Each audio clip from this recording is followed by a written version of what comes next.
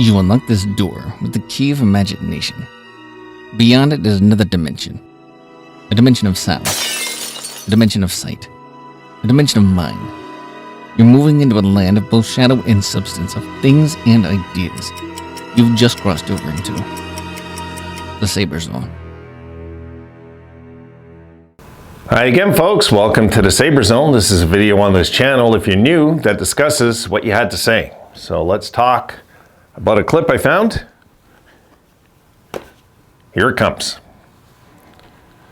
And shout out goes to Roger Lingenfelter, 2554.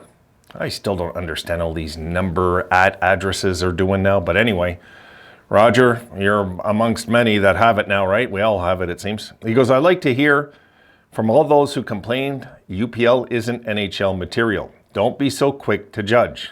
Guilty. I'm guilty of that too.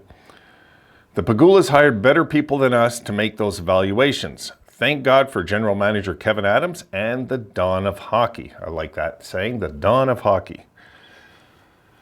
Roger, how can we argue this, eh? UPL, I'm not sold on yet, though. I want to say yet. I always say yet. He could have let in 8 goals next game, and I'm going to feel the same way I do right now. That's me, though. That's just how I handle things when it comes to stuff like this. I think also we have to, at some point, if we have been developing this much talent, Roger, the way I see it, how can we be wrong always about goaltending? Sooner or later, we're going to hit the nail on the head, I figure. We're due. And yes, UPL is a young goalie. We can't write off anything, in my opinion, any part of this organization that's young. Even guys that are driving me crazy, like Middlestat. And I don't hate Casey Middlestat. I think the guy's a ton of talent. He might just not fit in with this bunch. I don't know. Middlestat might be our guys, if you remember that when Granato took over the team, remember how Middlestat kind of went off? I know he didn't have crazy Tage numbers, but he looked really good in that second half that year under Granato. He looked really good. So we knew that he was our number one center going into last year, remember? And things worked out a different way. Middlestat got hurt, and next thing you know, Tage is our centerman, and that really worked out great. Maybe Middlestat, maybe will eventually be a regular on this team and be a winger and just never be a centerman. The NHL has a weird path to it. He could be a late bloomer like Tage. That's another thing. I mean, if we traded Middlestat and then he goes somewhere else and gets 40 goals, we're going to know we made a mistake. We're going to know. There's talent there. Some guys take longer. And I think UPL is kind of that example. I do. I know UPL guys, it feels like forever for this kid to really blossom into an NHL goalie. But sometimes it takes one moment where I believe where things shift forever. And that's it. They're forever an NHL goalie. I think UPL's done it. I really do. His last outing. You guys seen, what was it, like 45, 50 saves, right? I mean, my goodness. And a lot of good ones. What was it, 6 breakaways he stopped and a penalty shot? I mean, guys, maybe something's really going on here that we're not aware of behind the scenes. Like, you've seen how Granato was concerned for UPL when he went and signed Comrie. This is a good GM. He picked up the phone to make sure he settled him down and said, listen, we expect you to have a great NHL career. We think you're going to be a really good NHL goalie, And this is just where our development is at. It's not where our future isn't like set in stone yet. It's just not. Like this goalie, the truth is none of us really know. Like people that say we need goaltending for what?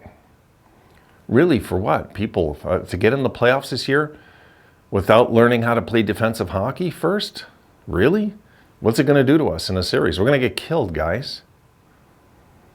We're going to get killed. We're not going to lose. We're going to get killed like 4 straight if we're going to play this type of hockey in the playoffs. We're going to have to learn to hit and play defensive before we're ready to win any kind of series.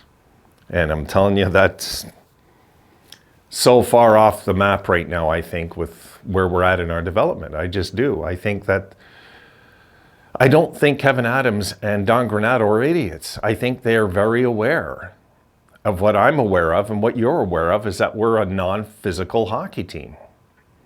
And that the playoffs are nothing but physical. You're not going to get in the playoff series, guys, and get 10 hits against you in a game. It's not happening. You're going to get 40 a night thrown at you, 35 to 40 hits a night thrown your way. And if you're going to throw 8 or 9 back, you're dead. You're finished. Season done. Gone. Injuries, development, practices, all of it's gone inside of 2 weeks because you weren't ready. You just weren't ready. You walked in blindfolded into a match that you just thought you could win because you have talent. That's not going to work. I've seen that fail many times in the past. So not just with us, but many teams. You know, you can ask Tampa Bay a few years back when they lost to Columbus. What level of mean did they have to get to before they became champions? You know, and it always takes time. It takes effort. But sometimes, guys, sometimes it doesn't. Sometimes you're called the Los Angeles Kings in 2012. You make the playoffs for the first time in 10 years and you win the Stanley Cup. And you're an 8th place team. Just because you're playing the right brand of hockey. Big and physical. That's what they were. They walked into that playoffs and gave it their best and won. And that's what I want to see happen when the Sabres get in, Roger. This is kind of where I want to see our boys get into the playoffs, playing the right system ahead of time so we don't waste a year. I don't want to waste a year once we're in. I just don't. I don't want to see the guys get in and we just get slaughtered 4 straight because we just weren't ready. Because then, you know how it's going to be. The Sabres fans that don't understand these things are going to just doubt we have the right talent. We got to trade this guy. We got to trade this guy. When in reality, we just got to change the system. You know, be prepared when you get in to fight, not just play, to fight. The playoffs is a fight. It's a war. And you got to win 4 wars to win that trophy. So I'm just hoping we're ready when we get in, you know. Going for the UPL thing, though, this is why I was saying I was really happy the way that game broke down. Because that game broke down in UPL's favor. Maybe not in ours as fans, and not in the teams, and in the everybody. But if it favored anybody, it favored UPL. Because all that did was give this guy confidence. And this is, I'm convinced, what he's been lacking, guys. This is what Campbell lacks over in Edmonton. That guy has no confidence. It's clearly obvious. He has no confidence. He's in nets. He just knows that he's on a team that can score 5-6 goals a night, and he has a chance to win because of that. UPL is kind of a different path. He's been on, basically playing for the worst organization in hockey for a while, till recently. And now he's been called upon, as some of his friends have grown. Let's face it, he's friends with some of these guys, like Quinn Paterka and guys like this. And, you know, guys that have played over there with him in Rochester. And now he's part of this bunch, and he wants to stay part of this bunch. And how do you do that? Producing, right? So now he's producing. We're going to have a bit of a dilemma on our hands. We will. And I don't think getting rid of Comrie is the answer. I just don't. We'll probably have to keep 3 goalies in the roster for now and figure it out. I mean, there's worse problems to have, guys. You know what I mean? There is. So we'll figure it out. We have half a year to go, pretty soon, and we'll figure it out. But what I seen in the last game with UPL, we got to keep him up. And this is what I've been saying. If he shows us anything, we have to keep him up. Because if we send him back, all of us are going to be second-guessing it. Even the ones that didn't believe in UPL, that now seen what he's done of recent, and there's been some big games. The truth is, guys, I'll look at his numbers real quick. They lie. His numbers don't tell you the truth, how good he's playing. I looked at his numbers and I'm like, really? You know? But let me get it for you here. I'm not too worried about the numbers. I worry about the situations he handles. I'm more worried about how's his confidence. The numbers will come. You know, as the team gets better, his numbers will get better automatic anyway. Yeah, 9 games, guys, this year. Okay, check it out. 344 goals against average. I'll put a clip. 344 goals against average. Hopefully I remember. 891 save percentage, okay? Then if you look at the 9 games last year, 274 goals against average, a 917 save percentage. Last year, 2-5-2. This year, 5-3-1. So, what do you think? Do we keep them up? I say yes. Keep them up. Keep them up. Look, his NHL record isn't bad. 8-11-3, 904 save percentage, 324 goals against. Kind of bad. Keep in mind the team.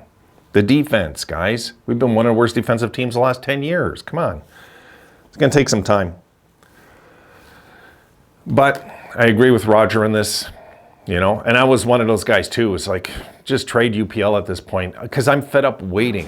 You know, it's not about I don't believe in him. I'm just fed up waiting. I just want to get somebody in there that can get this thing done. But, hey, there was a guy named Dominic Hasek that Chicago maybe shouldn't have traded also. You know, we just don't want to go that route right now. Not yet. Say wait the year out, see how the year goes. Then we have at least options at the end of the year. All right, guys, I want to keep moving. My videos are a little too long today. See you in the next one. Be sure to like, subscribe, and hit the notification bell to ensure Dimension access.